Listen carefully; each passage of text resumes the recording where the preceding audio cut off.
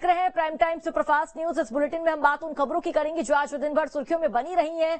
वो खबरें जो आपके काम की, आपके शहर की, आपके सरोकार की है। तो खबरों को विस्तार के साथ दिखाते हैं सुपरफास्ट अंदाज में।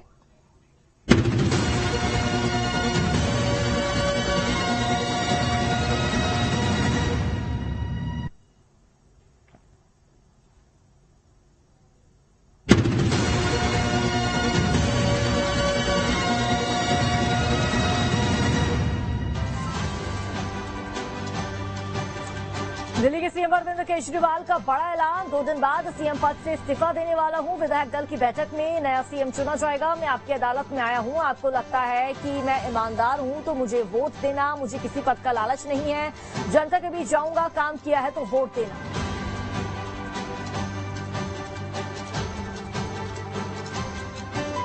फरवरी में चुनाव है।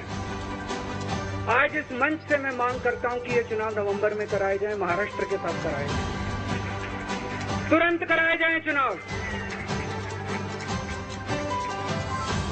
और जब तक आपका फैसला नहीं आएगा तब तक मैं जिम्मेदारी नहीं संभालूंगा। और मैं जब तक चुनाव नहीं होते, मैंने जैसे बताया 2 दिन के बाद मैं अपना इस्तीफा दूंगा।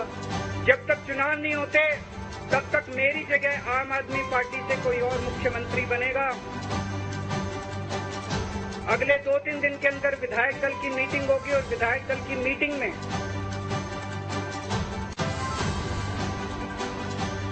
मनीष सिसोदिया भी नहीं बनेंगे दिल्ली के मुख्यमंत्री। विधायक दल की बैठक में सीएम के नाम पर होगा विचार। मनीष सिसोदिया ने कहा केजरीवाल ने जेल में रहते हुए पार्टी को एकजुट रखा, बीजेपी के खिलाफ लड़ रहे हैं लड़ाई।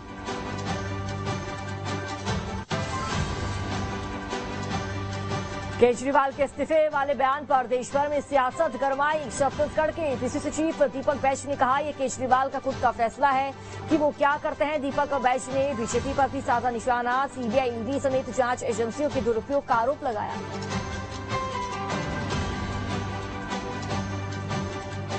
माननीय अरविंद केजरीवाल जी दिल्ली के मुख्यमंत्री हैं और वो जो भी निर्णय ले ये उनके ऊपर डिपेंड करता है। पहला चीज, जिस तरह से भारतीय जनता पार्टी की सरकार जबरन विपक्षी दलों को सीबीआई, ईडी और आईटी से डराने का काम कर रही है और लोकतंत्र का लगातार हत्या कर रही है, इसके लिए लोकतंत्र में स्थान नहीं है। राहुल गांधी पर केंद्रीय मंत्री रवनीत सिंह बिट्टू के बिगड़े बोल। कहा राहुल को देश का नंबर 1 आतंकी मानना चाहिए, उनके समर्थन में देश के दुश्मन।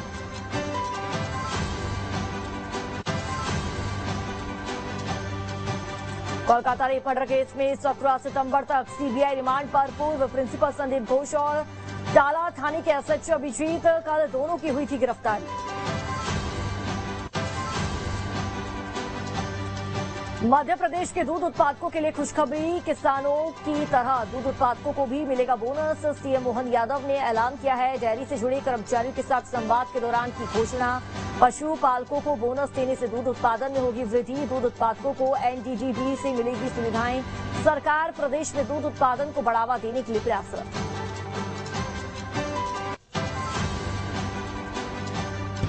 हमारे अपने देश के अंदर कई सारे राज्य हैं जिसमें बहुत आगे बढ़े, तो हमने तय किया कि हमारे यहाँ जैसे किसानों की फसल खरीदने के लिए हम बोनस दे रहे हैं, तो दूध खरीदने में भी बोनस चालू करें। किसानों के लिए दूध का बोनस मिलना चाहिए और दूध का बोनस मिलना चाहिए। इसका मतलब ही कि दूध उत्पादन हम बढ़ाना चाहते हैं और दूध उत्पादन बढ़ाना चाहते हैं तो दूध का उत्पादन, यद्यपि अगर आंकड़े से देखेंगे तो हमारा 3रा नंबर आता है मध्य प्रदेश का, लेकिन मात्रा देखेंगे तो 9% है देश के दूध उत्पादन की। तो अभी हमने लक्ष्य किया है कि नेशनल डेयरी डेवलपमेंट बोर्ड के माध्यम से हमारे अपने सभी दुग्ध संघ, क्योंकि जब दूध पे बोनस देंगे तो दूध बहुत बड़ी मात्रा में आएगा, तो जब बड़ी मात्रा में दूध आएगा तो ये दूध को खपाने के लिए हमारे दुग्ध संघ की क्षमता भी तो बढ़ना चाहिए। इनके अंदर के यंत्रों की, संयंत्रों की, मशीनों की, इनके उत्पादों की, उनकी खरीद बिक्री की बाकी व्यवस्था भी, ये सब बदलना चाहिए। इसीलिए आधुनिक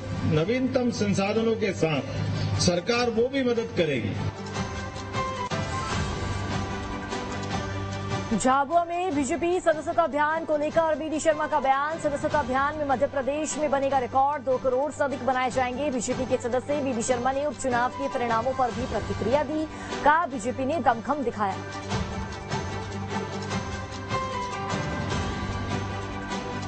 और आपने देखा कि सदस्यता के अभियान में, संगठन के पर्व में झाबुआ के कार्यकर्ताओं का कितना उमंग और उत्साह है। एक एक कार्यकर्ता ने एक एक बूथ पर तैयारी की है।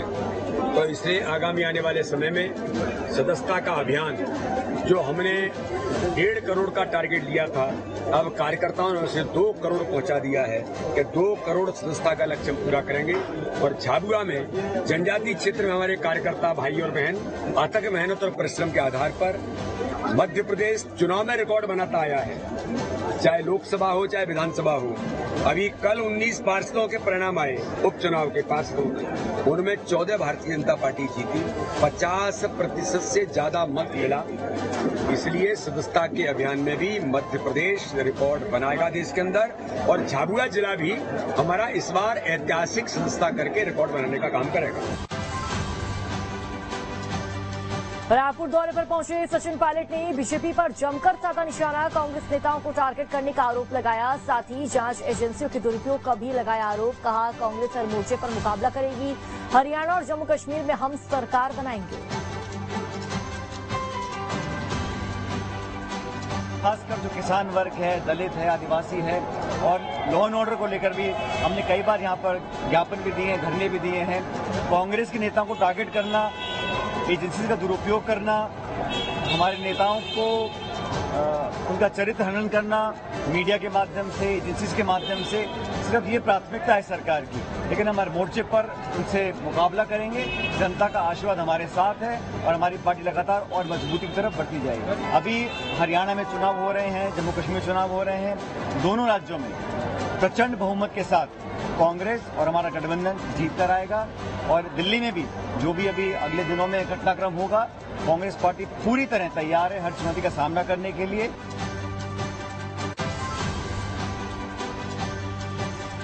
सोयाबीन के भाव बढ़ाने को लेकर कांग्रेस का मध्य प्रदेश में प्रदर्शन जारी। आगरमालवा में कांग्रेस ने किसानों के साथ निकाली ट्रैक्टर रैली में पूर्व मंत्री सज्जन सिंह वर्मा, पूर्व प्रदेश कांग्रेस अध्यक्ष अरुण यादव और मध्य प्रदेश कांग्रेस कमेटी के अध्यक्ष जीतू पटवारी शामिल हुए। न्याय यात्रा में 500 से भी अधिक ट्रैक्टर लेकर किसान नलखेड़ा से सुसनेर के लिए रवाना हुए। किसान सोयाबीन का भाव 6,000 रुपए प्रति क्विंटल देने की कर रहे हैं मांग। पीसीसी चीफ जीतू पटवारी ने कहा, प्रदेश में भ्रष्टाचार चरम पर है, बिना लिए गए प्रदेश में कोई नियुक्ति नहीं होती। मैं अपने इस बयान पर अभी भी कायम हूं।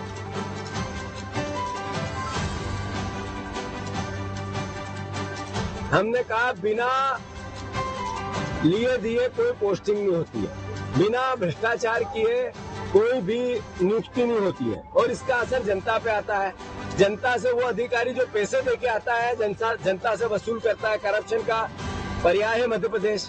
अब मुख्यमंत्री जी कह रहे हैं कि ये गलत बयानी है, तो मैं मुख्यमंत्री जी से आग्रह करना चाहता हूँ। वो कहते हैं माफी मांगना चाहिए, बिल्कुल माफी मांगेंगे। वो नार्को टेस्ट करा दे, जो आज जिले में जितने अधिकारी नियुक्त हैं पूरे प्रदेश में, उसमें से 20 वो चुन ले और उनका नार्को टेस्ट करा दे कि वो बिना पैसे दिए उन्होंने नियुक्ति पाई हो। तो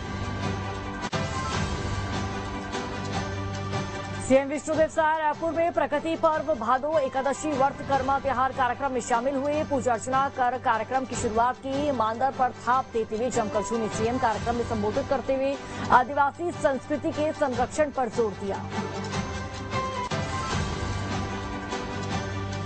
बागेश्वर धाम पीठ के प्रमुख धीरेन्द्र शास्त्री पहुंचे इंदौर एयरपोर्ट। मंत्री कैलाश विजयवर्गीय सहित उनके अनुयायियों ने किया भव्य स्वागत। मीडिया से चर्चा करते हुए कथावाचक पंडित धीरेन्द्र शास्त्री ने कहा, वे जल्द ही सनातनियों को एकजुट करने के लिए पदयात्रा निकालने वाले हैं।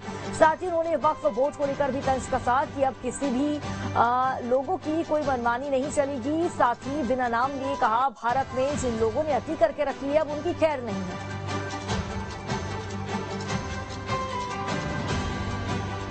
बहुत ही जल्दी सनातनियों को एक करने के लिए हम